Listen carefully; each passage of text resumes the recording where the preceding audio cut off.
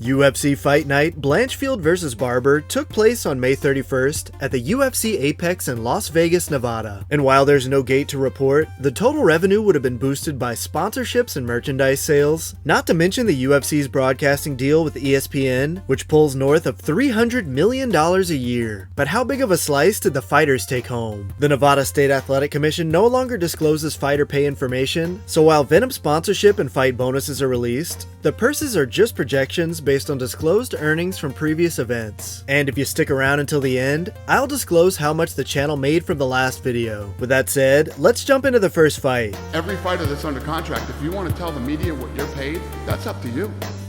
Kicking off the main card, Duško Todorović came close on a guillotine attempt against his middleweight opponent Zachary Reese, but Reese survived the early grappling exchanges and was able to escape. At the start of the second, Reese snapped Todorović's head back with the right hand, and his punches continued to hit the mark in a close round. The pace dipped in the third, but Zach stayed the more active fighter. Duško did land a clean right hand that opened a cut on Reese's nose, but the unanimous decision would go to Zachary Reese.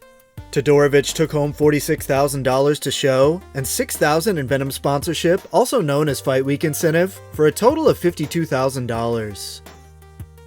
While Reese, who lost his last fight at UFC 311, where he earned a disclosed $30,000, would have earned $30,000 to show for this fight as well, along with another $30,000 for the win, and $4,500 in sponsorship for $64,500 on the night.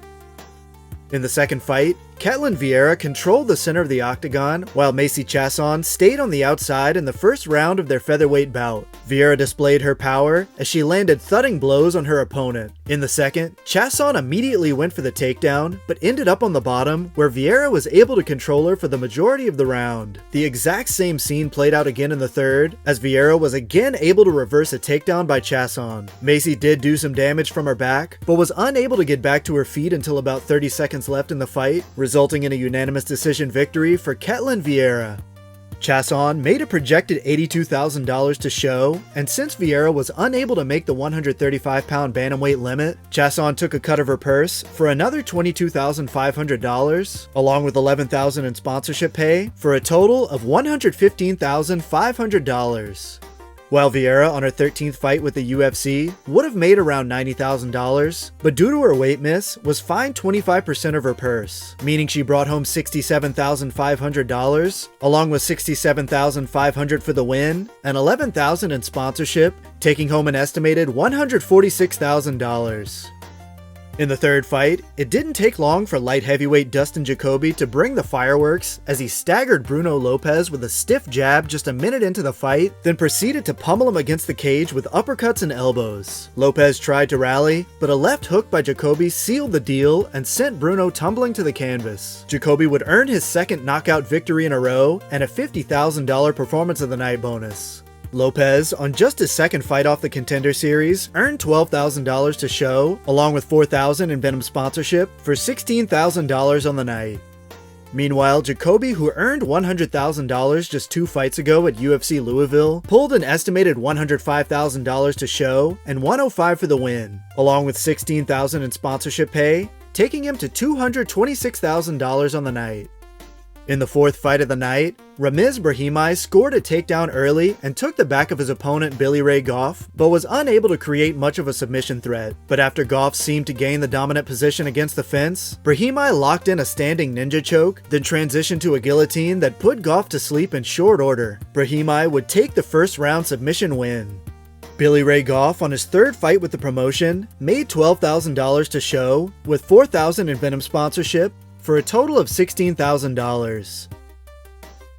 While Brahimaj pulled $42,000 to show and another $42,000 for the win, along with $6,000 in sponsorship, as well as a $50,000 performance of the night bonus, taking his total to $140,000.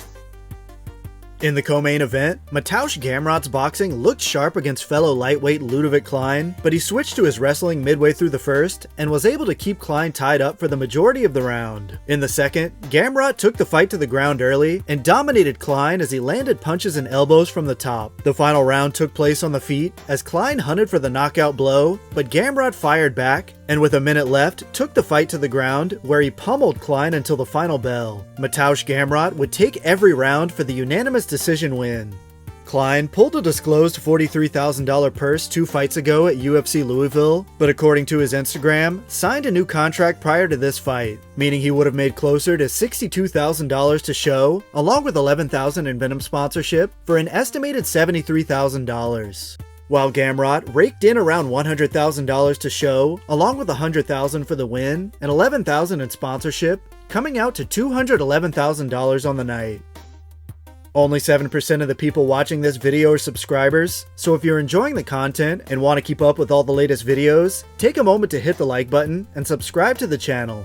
And in the main event that wasn't, just as the walkouts were set to begin, it was revealed that Macy Barber was not medically cleared to fight. It was an unprecedented turn of events that left Erin Blanchfield without an opponent and potentially without a paycheck.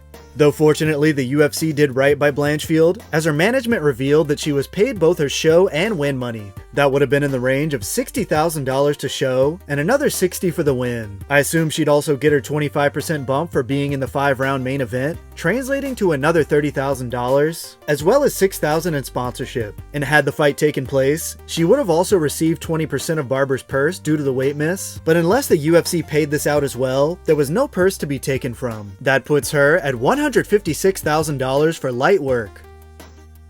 And last but not least, my video on UFC 315 got around 22,000 views as of this posting, translating to a little over $85. Corrections to the numbers I've shown will be listed in a pinned comment below. That's all for this episode. As always, thanks for watching. See you next week for UFC 316, Dvalishvili vs O'Malley 2.